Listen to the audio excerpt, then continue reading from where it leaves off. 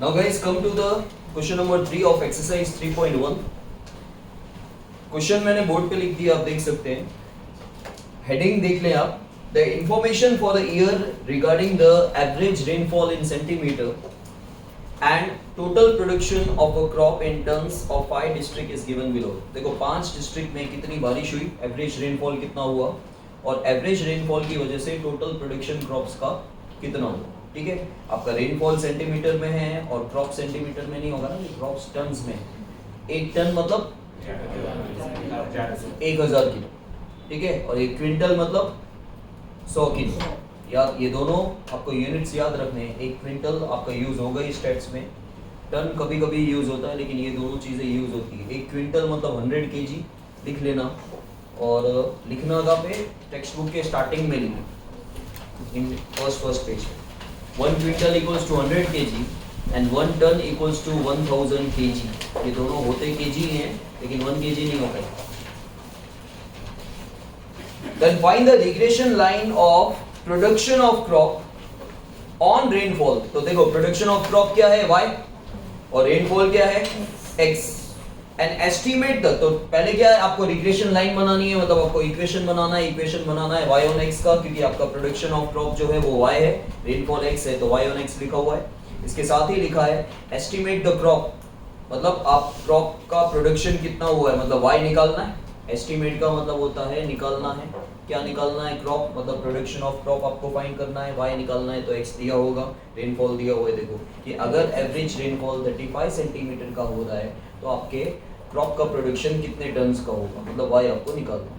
ठीक है, now see x और y मैंने लिख के रखा है, आप टोटल करो. 155. आपकी x और y की वैल्यू 20 से ज्यादा है 450.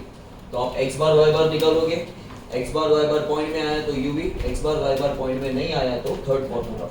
सो 155 divided by 5 that is 31 and 450 divided by 5 that is 90. दोनों एग्जैक्ट है, तो आपका थर्ड फॉर्मूला यूज होगा, मतलब x माइनस x बार वाला. ठीक है, और इन दोनों का टोटल क्या आना चाहिए? 0. सो 25 minus 31 minus 6 plus 1 plus 7 minus 2 0. 8 और 8 0 हो गया. 84 माइनस 90 माइनस 6 0 5 माइनस 2 3 हो गया, ये भी 0.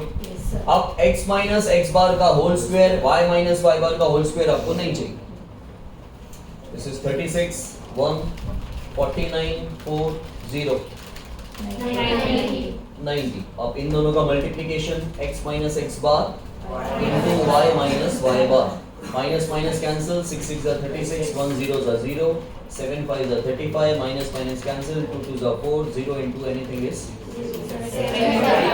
75.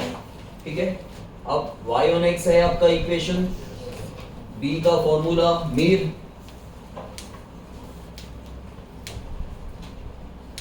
जो r का फॉर्मूला था वही है, वैसा ही है.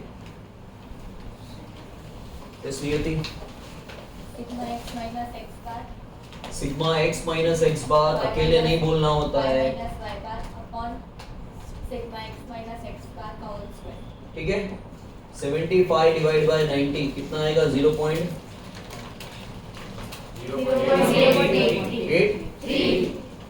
ठीक है, फिर a वही सेम, y बार माइनस b. y बार कितना है? b कितना है? b कितना है भाई? मैंने बोला कैलकुलेशन बाद में करो, ये देखना भी जरूरी है. 0.83. x बार कितना है? मल्टीप्लाई करो इन दोनों को. 7 करो माइनस 64.27. ठीक है, then y estimation equals to a plus bx. 64.27 plus 0.83x. ये y एस्टिमेशन, ये आ गया y on x. अब आपका x दिया हुआ है 35 सेंटीमीटर. ठीक है, so y estimation equals to 64.27 plus 0.83 into 35. 64.27 plus इनको मल्टीप्लाई करो 29.05. इन दोनों को प्लस करो 93.32. ठीक है, if your average rainfall is 35 centimeter, then the production of crop will be 93.32 tons.